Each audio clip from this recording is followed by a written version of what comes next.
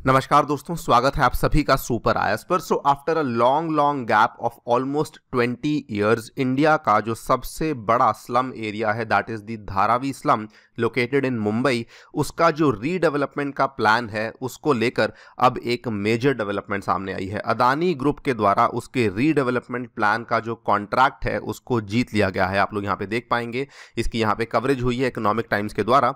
Adani properties wins Dharavi redevelopment project rights with rupees 5069 crore bid. ये वाला जो प्रोजेक्ट है बहुत ही लंबे टाइम से डिलेड चल रहा था, लेकिन फाइनली अब हमें इसकी रीडेवलपमेंट देखने को मिलने वाली है। और ये रियल एस्टेट की दुनिया में एक बहुत ही बड़ी डेवलपमेंट मानी जाती है, बिकॉज धारावी का जो लोकेशन है ये हमारे इकोनॉमिक कैपिटल मुंबई में आपको बहुत ही इंपॉर्टेंट जगह पे देखने को मिलता है। और इसीलिए कभी कभार कहा जाता है कि Dharavi it is also sitting on almost real estate gold. और इसकी जो रीडेवलपमेंट है इसमें आपको बहुत मेजर इन्वेस्टमेंट्स भी देखने को मिलने वाली हैं, जिसका अगेन काफ़ी फ़ायदा धारावी और उसके लोगों को होने वाला है। तो डिस्कस करेंगे what exactly is the Dharavi redevelopment project और इसमें इतना डिले हमें देखने को क्यों मिल रहा था उसको भी यहाँ पे समझा जाएगा। आइए शुरू करते हैं दोस्तों मेरे साथ। मेरा नाम है अनिरुद्ध। यदि आप लोग इस लेक्चर की पीडीएफ को डाउनलोड करना चाहते हैं तो यहाँ पर दिए गए टेलीग्राम चैनल के माध्यम से कर सकते हैं।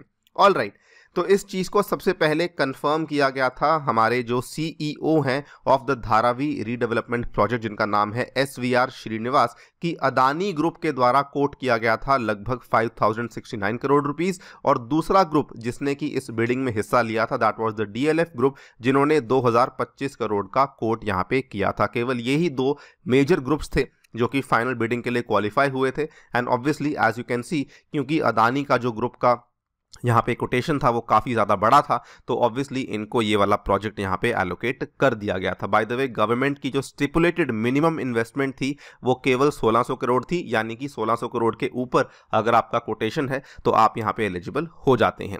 बिफोर वी टॉक अबाउट कि धारावी का रीडेवलपमेंट का प्रोजेक्ट बेसिकली है क्या, हमें धारावी की जो इकोनॉमिक्स है उसको समझना होगा, इसकी जो लोकेशन है उसको समझना होगा।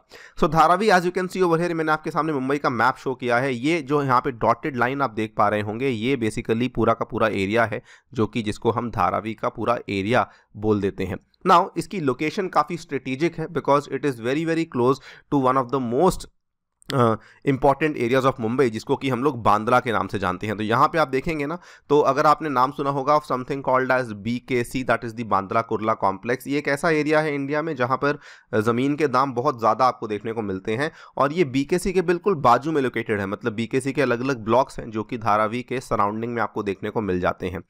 अब BKC में इतने ज़्यादा महंगे ऑफिसेज आपको देखने को मिलते हैं, बहुत ही महंगी कमर्शियल प्रॉपर्टी देखने को मिलती है। जस्ट उसके बाजू में लोकेटेड है धारावी का ये वाला एरिया, और इसका एरिया कोई छोटा मोटा एरिया नहीं, ये लगभग 600 एकड़ का एरिया है जो कि जिसमें कि धारावी आपका फैला हुआ है। और इस पूरे के पूरे एरिया में काफ़ी ज़्यादा इंडस्ट्रीज़ भी आपको देखने को मिल जाती हैं। हालांकि जो इंडस्ट्रीज़ हैं वो इनफॉर्मल हैं, लेकिन हाँ, यहाँ पर आपको लेदर और पॉटरी इंडस्ट्री काफ़ी बड़े पैमाने पे देखने को मिल जाती है, जिसमें कि आंकड़ों के अनुसार माना जाता है कि लगभग 1 लाख के आसपास लोग हैं जो कि वहाँ पे नौकरियाँ करते हैं। अगर इसकी डेमोग्राफी के बारे में बात करें तो ये वाला जो स्लम है ये बेसिकली शुरू हुआ था आज से लगभग 150 साल पहले की बात है, जिस टाइम पे it was originally inhabited by fisher folk. जिस टाइम पे area was still creeks and swamps, उस टाइम पे बेसिकली यहाँ पे मछुआरे ही रहते थे। लेकिन धीरे धीरे जब मुंबई आगे बढ़ने लगा, मुंबई में बहुत सारे हमें इंडस्ट्रीज देखने को मिलने लगी, तो बहुत सारे जो माइग्रेंट वर्कर्स थे वो यहाँ पे आके रहने लगे, और धीरे धीरे the area grew as poor rural Indians migrated to urban Mumbai. आज की डेट में एग्जैक्ट आंकड़े किसी के पास नहीं है, कहा जाता है कि लगभग 6 लाख से लेकर अप्रॉक्सीमेटली 10 लाख के आसपास लोग हैं जो कि धारावी में रहते हैं। और यहाँ पे लिविंग कंडीशंस भी बहुत अच्छी नहीं है, बिकॉज यहाँ पर जो घर बने हुए हैं और जो स्ट्रीट्स बनी हुई हैं वो बहुत ही ज़्यादा क्रैम्ड आपको देखने को मिल जाती हैं।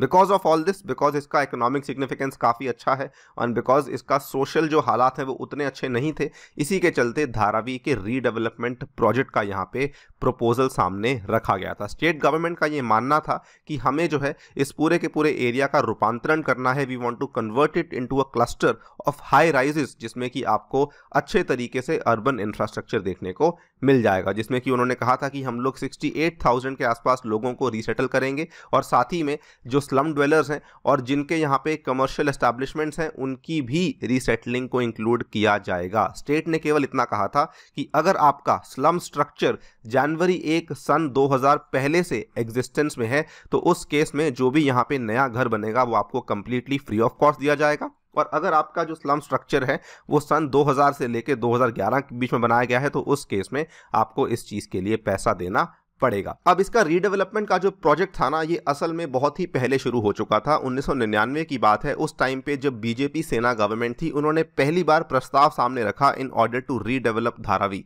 लेकिन ये प्रस्ताव को बहुत ट्रैक्शन देखने को नहीं मिली। उसके बाद 2003 में क्या होता है, महाराष्ट्र गवर्नमेंट फाइनल फैसला ले लेती है कि जी हाँ, हम लोग इसको रीडेवलप करने वाले हैं। एक इंटीग्रेटेड प्लान्ड टाउनशिप के माध्यम से इसको यहाँ पे रीडेवलप किया जाएगा, बल्कि पूरा का पूरा एक्शन प्लान भी था जिसको कि अप्रूवल दे दिया गया था, लेकिन ये वाला एक्शन प्लान भी आगे नहीं बढ़ पाता है। 2003 के बाद कहानी चली जाती है 2011 में। Government cancelled all the tenders and Drew up a master plan. जो भी टेंडर्स यहां पे दिए गए थे उन सबको कैंसिल कर दिया गया, एक नया मास्टर प्लान लाया गया। 2011 के बाद फाइनली कहानी आती है 2018 में, क्योंकि मास्टर प्लान के तहत कोई भी यहाँ पे डेवलपमेंट देखने को नहीं मिलती है।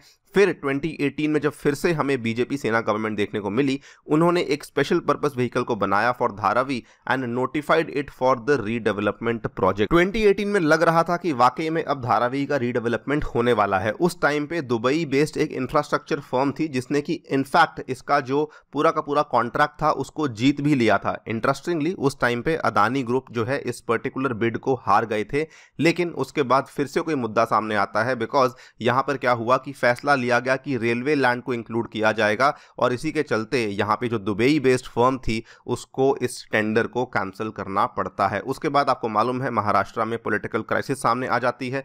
तो and finally ultimately political crisis के शांत होने के बाद जब हमारी महाराष्ट्र में नई सरकार आपको देखने को मिलती है, एकनाथ शिंदे जब महाराष्ट्र के नए सीएम बन जाते हैं, उस टाइम पे सारे के सारे मुद्दों को यहाँ पे सॉल्व किया गया एंड अल्टीमेटली फ्रेश टेंडर्स को इनवाइट किया गया था। ये वाली कहानी अक्टूबर 2022 की है, यानी कि जस्ट पिछले महीने की बात है जब फ्रेश टेंडर्स को इनवाइट किया गया था।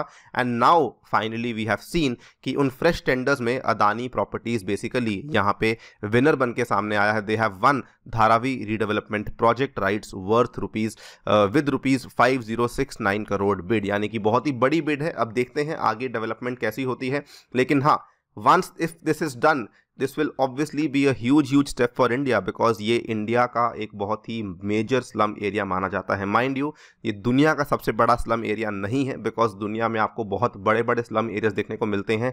हमारे पड़ोसी देश पाकिस्तान में ही आपको इससे बड़ा स्लम देखने को मिल जाता है। एंड रही बात मेक्सिको की, रही बात लैटिन अमेरिकन कंट्रीज़ की, तो वहाँ पर आपको स्लम एरियाज जो हैं वो बहुत ही बड़े देखने को मिलते हैं। So this is not exactly the largest slum area of the world. हाँ, इंडिया में सबसे बड़ा स्लम एरिया आप इसको कह सकते हैं। बाकी जो भी नई डेवलपमेंट आएगी आपके सामने हम लोग पेश करेंगे। जाने से पहले साथियों बताना चाहूंगा कि टेक्स्ट बुक आपके लिए लाया है सुपर कोचिंग, जिसमें कि आपको GS courses, CSAT courses, optional courses दिए जा रहे हैं। एंड जिसमें आपको सभी की सभी चीज़ें मिल रही हैं मात्र 22,499 रुपये में, अगर आप लोग मेरा कूपन कोड अनिरुद्ध यूज़ करते हैं। इसमें आपको इंडिया के सुपर टीचर से पढ़ने का मौका भी मिलता है और साथ ही में मेरे द्वारा बनाया गया साइंस एंड टेक का कोर्स भी आपको अवेलेबल करवाया जाएगा। Thank you so much for listening, stay tuned.